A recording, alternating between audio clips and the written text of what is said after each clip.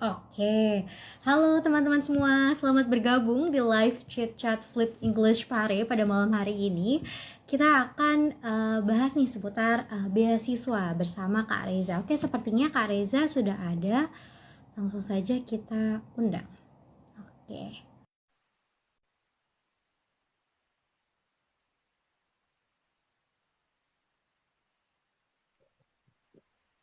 Oke, Oke, halo halo, Kak.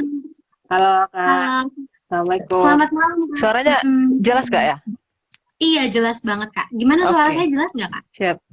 Jelas, jelas, jelas. Aman-aman. Oke. Mm-mm. Selamat bergabung ya Kak di live Chit Chat Fluent English Pare pada malam hari ini. Kita Hai. akan sharing-sharing nih Kak seputar beasiswa Hmm. yang Kakak dapatkan. Kalau sekarang nih Kak, Kakak lagi di Indonesia atau lagi di luar negeri nih Kak posisinya? Sekarang udah di Jepang. Lagi di Jepang. Oh, udah di Jepang. Mm-mm. Hmm, hmm, hmm. Wah, sekarang jam berapa nih Kak kalau di Jepang? Beda 2 jam dari web. Sekarang jam Hmm. 9:14. Oh, iya, oke. Terima kasih banyak ya Kak ya telah menyempatkan waktunya nih untuk bergabung di live Chit Chat Flip pada malam hari ini. Nah, oke, sebelum itu Makasih Kak, juga. kenalin nama saya Dina dari Flip English Pare. Nah, pada kesempatan ini kita bakal sharing-sharing nih ya Kak ya, kayak tadi. Nah, sebelum itu mungkin teman-teman udah pada kepo juga Kak, pengen tahu nama Kakak. Boleh banget nih memperkenalkan diri terlebih dahulu Kak. Silahkan. Oke, baik. Tadi Mbak siapa namanya? Mbak Dina ya? Mm-mm. Mm-mm. Mbak Dina, oke. Tadi agak putus suaranya. Oh, Oke, agak keputus ya? makasih. Tapi sekarang gimana, Tadi, Kak? tadi. Mm-mm. Cuma Oh, tadi. sebentar aja kok. Udah aman, Iya. aman, aman. Oke, Mm-mm. terima kasih Mbak Dina. Reza panggil Mbak aja ya. Mbak Dina Boleh, boleh. udah diundang buat chit chat gitu ya, live chit chat sama Flip Mm-mm. English Pare. Jadi perkenalkan nama nama lengkap Reza Reza Aulia. Biasa dipanggil Reza atau Eja atau apa aja lah. Tapi nggak ada yang panggil Mm-mm. Aulia sih. Oh, kenapa tuh? Sering dipanggil Bang juga atau biasa dipanggil dikira cowok gitu. Oh, namanya ya, Karena Kak ya? namanya, iya iya. Iya, unik Gitu Mbak, juga. perkenalan singkatnya gitu aja. Oke, iya. Jadi, halo Kak Reza. Untuk mempersingkat waktu, tapi Kakak apa kabar nih sebelumnya? Alhamdulillah baik-baik hari ini. Baik ya, Kak? Lagi minggu-minggu eksperimen nih. Oh, jadi lagi ini ya, lagi sibuk-sibuknya ya, Kak ya? Iya lumayan. Soalnya Mm-mm. eksperimen Reza metodenya agak beda gitu. Jadi kita bukan yang Oh, continuous eksperimen tiap hari. Kita tuh ada mm-mm. jadwal eksperimen tapi kayak seharian itu memang mesti mantengin selama sekitar 5 sampai 6 jam. Jadi kayak Oh, berdiri terus atau mantengin layar terus kayak gitu. Jadi emang beda metode sih. Ntar kita bisa oh, cari-cari. iya, bener banget Kak. Waduh, udah gak sabar banget nih. Very excited untuk ngedengerin sharing-sharing dari Kak Reza. Oke, jadi mungkin langsung aja ya Kak ya. Boleh banget nih Kak untuk menceritakan kisah dan perjuangannya nih bisa sampai ke Jepang dan mendapatkan Hmm, beasiswa tadi. Oke, silakan Kak. oke. Kalau untuk cerita utuhnya mungkin agak panjang ya. Nah, jadi kalau misalnya Mm-mm. teman-teman nanti ada yang penasaran, bisa kunjungi Spotify Reza. Reza buat Spotify gitu. Ada di Wah. akun IG Reza nanti Spotify, bisa teman-teman lihat di sana gitu. Nah, jadi kalau awalnya itu sebenarnya Reza tuh pengen keluar negeri itu memang dari SMP itu pengen pengen lanjut studi gitu. Jadi dari Mm-mm. SMP itu kebayangnya uh, keluar negeri itu memang buat studi gitu. Karena awalnya sih sebenarnya lihat teman-teman yang lain itu kayak apa ya dulu kan Reza sekolah itu di sekolah swasta, salah satu sekolah swasta. Mm-mm. Nah jadi sebenarnya itu yang punya sekolah swasta itu tuh perusahaan asing gitulah. Nah jadi Oh. tuh Reza tuh sebenarnya kayak apa ya? Masuk sekolah itu lumayan agak budgetnya emang agak mahal gitu. Tapi karena Mm-mm. mungkin nggak tahu waktu itu kayak ada beberapa kali sempat ranking kelas, jadi selalu Mm-mm. didiskon. Apa sih UKT atau SPP-nya selalu Oh didiskon. iya. Jadi di Mm-mm. sana itu Reza ketemu sama orang-orang yang mereka itu sempat 9 bulan atau setahun atau 2 tahun di Amerika. Bahkan ada teman Reza tuh 5 tahun di Amerika karena ayahnya itu kayak dipindah kerjakan selama beberapa Mm-mm. tahun di sana. Jadi ketika mereka balik, mereka tuh sering cerita-cerita gitu kayak Reza mikir enak banget ya. Kayak Reza tuh dulu Iya. tuh SMP naik pesawat aja tuh nggak pernah gitu. Sekalinya Mm-mm. naik pesawat itu ya waktu itu pergi lomba ke Jakarta gitu, Mm-mm. lomba marching band gitu kan. Jadi nggak pernah kebayang luar negeri itu kayak apa gitu. tontonan di rumah juga bukan yang TV kabel yang kayak tontonan National Geographic, nggak ngerti Reza hal kayak gitu sebenarnya. Iya. Nah tapi karena teman-teman Reza itu sering ceritain kayak gitu, jadi Reza tuh mikirnya, ih kok pengen juga ya keluar negeri. Tapi di situ tuh kayak bukan pengen yang jalan-jalan atau main-main, memang kayak enak ya sekolah di sana. Karena teman Reza itu nyeritainnya bukan cerita tentang jalan-jalan ya, tapi dia ceritain tentang kami pendidikan di luar negeri itu kayak gini loh. Kami misalnya kayak teman Reza waktu SMP, Reza tuh punya teman dekat akrab gitu 5 tahun dia di Amerika. Jadi itu perbedaan yang paling signifikan gitu ya, belajar matematika di Amerika sama di Indonesia. Jadi kalau di Indonesia kita 1 semester, itu kita bisa ngabisin 3 sampai 4 bab. Dan itu kita nggak ngerti sama sekali. Jadi gurunya kebut. Tapi kalau di Amerika, itu selama 1 semester, mereka belajar cuma aljabar doang. Aljabar belajar sampai paham, sampai ke akar-akar-akar. Jadi kalaupun mereka belajar logikanya dibalik-balik, itu mereka udah khatam gitu. Beda banget sama kita yang kalau bisa dikasih soal sulit dikit, itu kayak apa ya? Tadi belajar apa ya? Udah bingung gitu kan. Jadi kita malah ingat rumusnya apa ya. Tapi kalau mereka nggak ingat rumusnya. Mereka itu ingatnya itu memang konsep-konsep dasarnya kuat kayak gitu. Nah, itu tuh benar-benar apa ya, menumbuhkan minat Reza gitu kan buat belajar di luar negeri. Karena Reza ngerasa kayak sistem pendidikan bagus banget nih gitu. Nah, akhirnya pas SMA itu apa ya? SMA itu kayak mulai cari-cari lah sebenarnya gitu. Jadi waktu itu sebenarnya SMA itu ada kayak tawaran apa ya? Beasiswa ke Turki buat S1. Nah, tapi waktu itu orang tua itu belum ngizinin gitu kan. Nah, tapi itu di sana kayak ya udah nggak apa-apa gitu. S1-nya di Indonesia aja. Nah, jadi waktu itu ada S1 di Universitas Riau di daerah Reza sendiri. Karena waktu itu nggak jebol SBMPTN sama SIMA UI. Jadi kayak ya udahlah gitu. Ya akhirnya fokus S1 dan waktu Reza itu S1 juga awalnya pengen ambil matematika sebenarnya karena suka banget kan sama matematika gitu karena juga teman Reza yang nyeritain tuh matematika juga terus tapi karena orang tua lagi gitu ya orang tua bilang mau matematika mau jadi apa kamu gitu kayak kita paham generasi kita tuh selalu digituin gitu kan akhirnya Reza kayak ya aku ambil apa ya kayak gitu kan terus habis itu karena orang tua Reza bilang kamu ambil kimia aja kimia itu bisa kemana aja kamu bisa ke industri kemana-mana gitu akhirnya Reza kayak aku nggak ada niat sedikit pun ke industri. Yang kebayang di kepala Reza itu, Reza belajar ke luar negeri, paling banter Reza jadi guru gitu. Ngajar. Itu yang kepikiran di kepala Reza. Reza tuh pengennya kayak, apa ya, ngasih insight-insight ke orang-orang kayak gitu. Itu aja sih sebenarnya. Nggak yang kayak, mesti kerja dapat duit 2 digit, apa, nggak kayak gitu banget kayak gitu kan. Reza mikirnya nggak kayak gitu sih, buat studi ke luar negeri atau segala macam kayak gitu. Nah, akhirnya itu, jemplung lah di jurusan kimia nih. Reza dapat itu kimianya kimia murni. Jadi kayak apa ya? Awalnya Reza tuh mikirnya kimia murni nggak kebayang nih sebenarnya. Tapi ternyata tuh praktikumnya banyak banget. Karena kan kimianya kimia murni ya bukan pendidikan ya. Di situ Reza kayak aduh ini salah apa ya aku ngambilnya gitu. Kok aku nih kayak seminggu itu ada waktu kita semester 3 tuh ya Mbak Dian 5 kali kan ya praktikum. 5 kali itu kita bukan cuma praktikum yang masuk ke lab terus pulang enggak. Jadi sebelum kita praktikum kan kita mesti ngerjain jurnal dulu. Kita mesti ngerjain kayak semacam introduction buat eksperimen lah kayak gitu buat kita praktikum. Dan itu kita mesti baca 10 sampai belasan jurnal buat nyari referensi buat kita baca kayak gitu kan. Kita baca juga step-step eksperimennya gimana. Aduh ini gimana? Itu di situ udah berout sih sebenarnya kayak apa ini gitu kan. Gak paham sama sekali kayak gitu. Dan juga waktu Reza di kimia itu Reza justru waktu semester 1-2 kan kita masih mata kuliah umum ya Kak. Masih kayak belajar bahasa Inggris, matematika. Justru nilai kimia Reza itu di bawah B lah. Maksudnya nggak rendah banget sih. Tapi B min kayak gitu. Justru nilai matematika sama bahasa Inggris itu tinggi. Nilai matematika bahasa Inggris itu A terus. Jadi kayak memang kayak Reza mikir di situ udah kayak salah jurusan sebenarnya awalnya. Terus akhirnya aduh di gimana ya mau pindah nggak udah buang-buang waktu kayak gitu kan. Akhirnya ya udah dilanjutin terus. Akhirnya dilanjutin terus dan waktu semester 3 ya itu Reza ketemu awalnya itu kimia fisika. Nah itu Reza kayak oh ada nih kimia fisika. Itu Reza pikir Reza sebenarnya bukan suka fisika yang banget.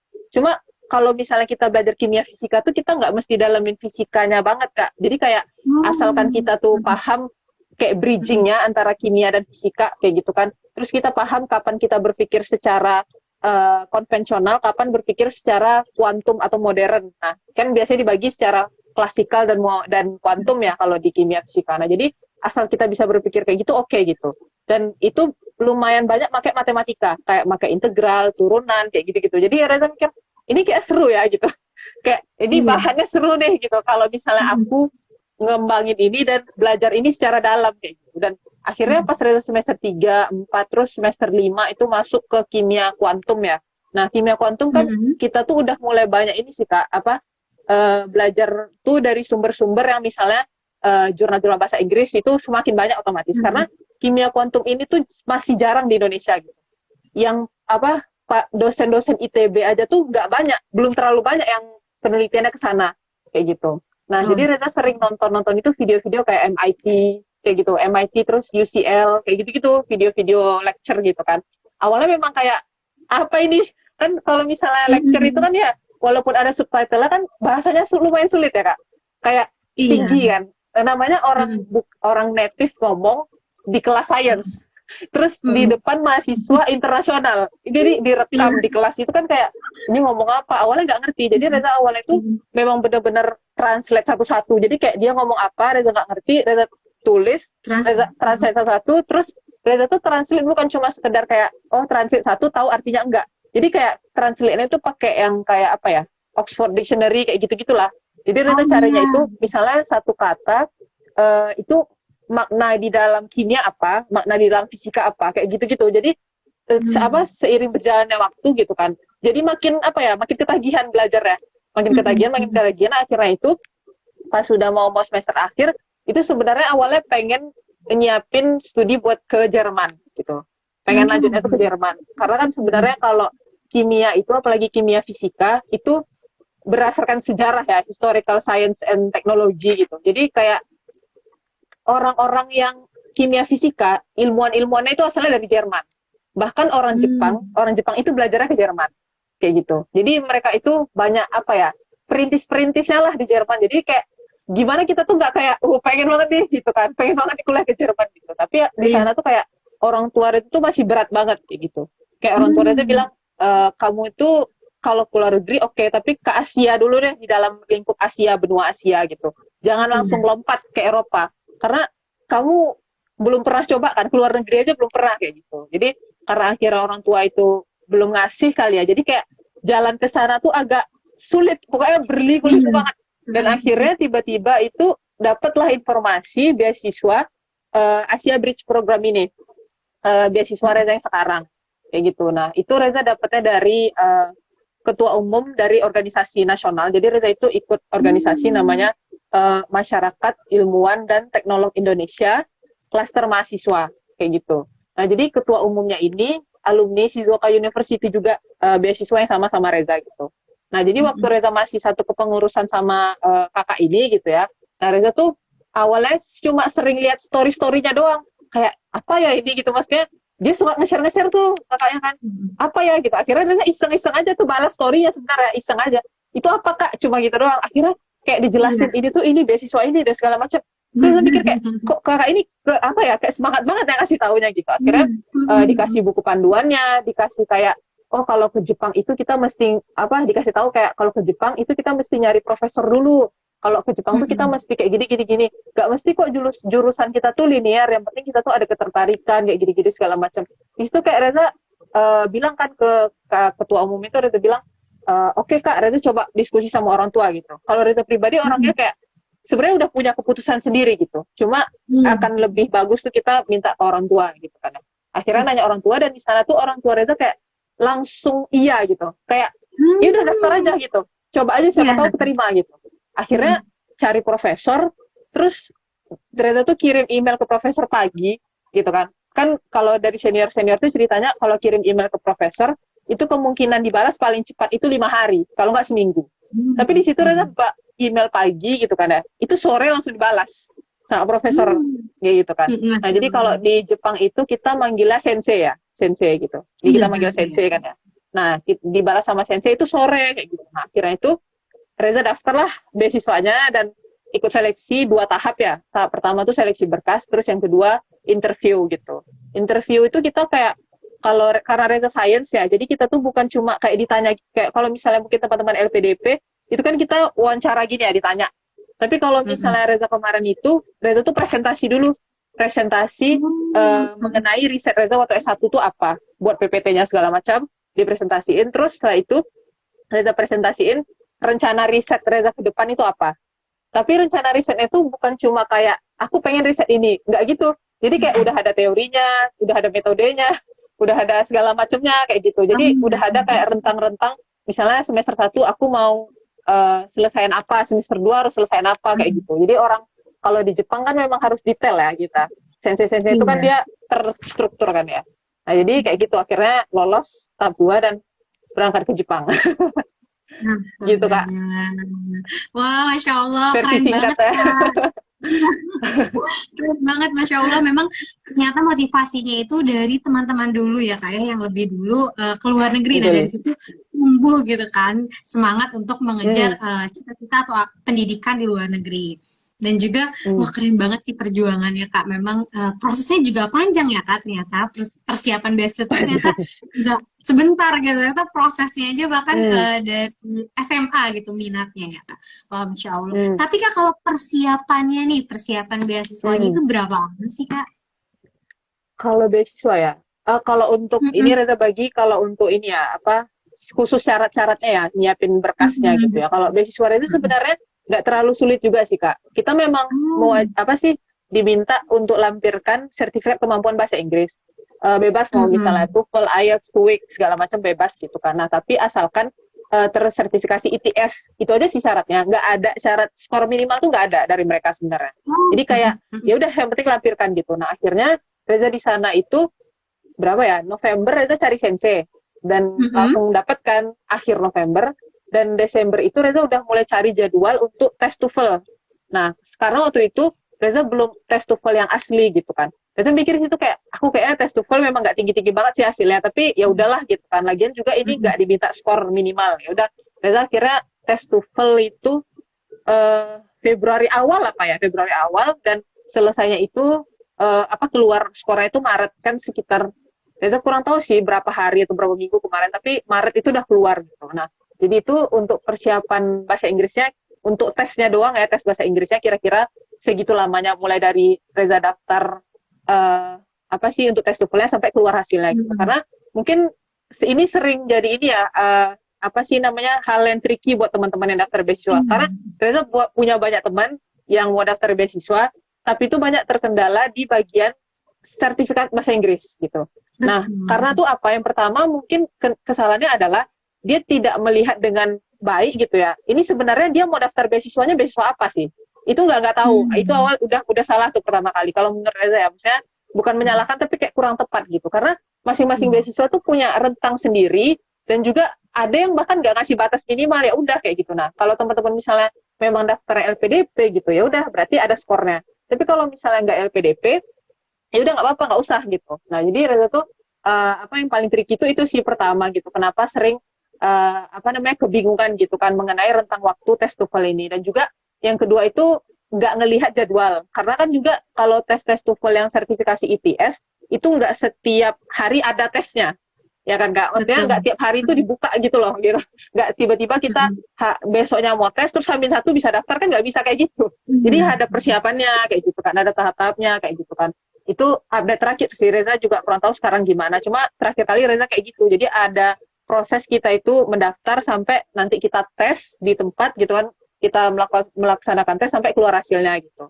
nah itu sekitar 3 bulanan juga lah ya kira-kira dan di dalam itu juga Reza nyiapin berkas-berkas lain kayak misalnya uh, apa sih tesis summary itu diminta kalau Reza kemarin jadi kayak ringkasan skripsi jadi skripsi kita itu diringkas terus setelah itu kita Mm-mm. translate ke bahasa Inggris nah setelah Oh. itu kita diminta juga research plan ya research plan ini lebih kayak research proposal gitu sih Kak jadi kayak misalnya Hmm. kita proposal waktu S1 kan ada bab introduction kayak gitu-gitu Iya. terus teori sama metode nah itu sih yang diminta gitu terus juga diminta kayak apa sih alasan kamu mau lanjut studi ke Jepang sama ke univ ini kayak gitu nah jadi itu hal apa sih tiga yang paling krusial itu sih yang Reza siapin selama 3 bulan jadi kayak bahasa Inggris sertifikat bahasa Inggris tesis summary sama research proposal tadi kalau yang lain itu ya paling paspor paspor mah nggak lama ya buatnya maksudnya kalau sekarang mah Mm-mm. nggak terlalu lama ya gitu buatnya juga kayak ada aplikasi online segala macam gitu nggak terlalu lama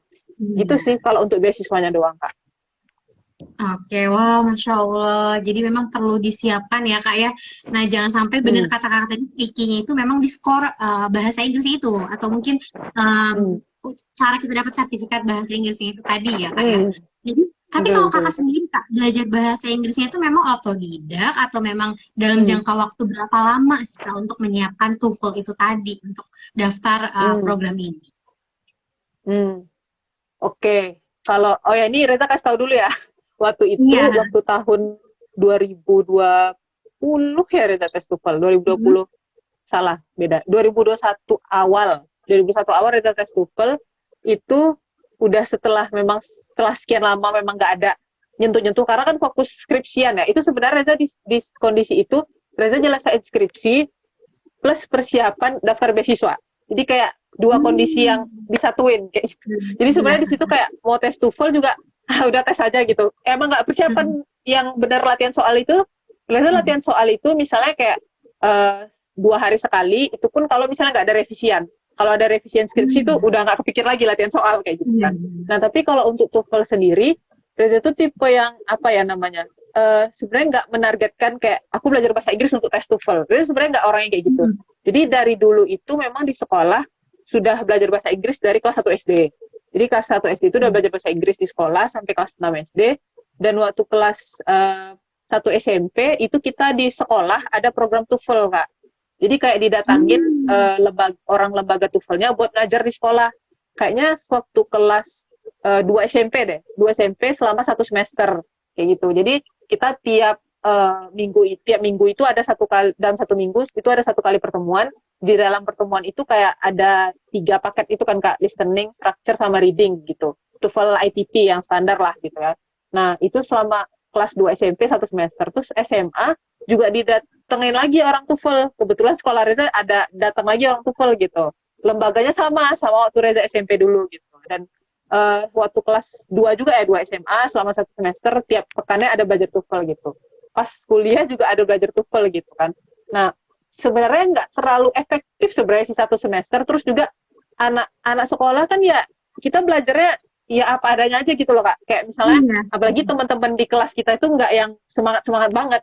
Apalagi kalau Mm-mm. misalnya kita itu di kelas anak-anaknya ini pada tahu nih, oh ini guru bukan guru sekolah kita. Ini guru yang diundang dari lembaga. Jadi mereka kayak ya udahlah main-main aja gitu loh. Gak yang kayak semangat kita harus perhatiin, kita harus apa. Kalau misalnya Iya. guru sekolah kan bisa itu kamu duduknya di mana itu bisa ditegur-tegur. Kalau guru Mm-mm. TOEFL tuh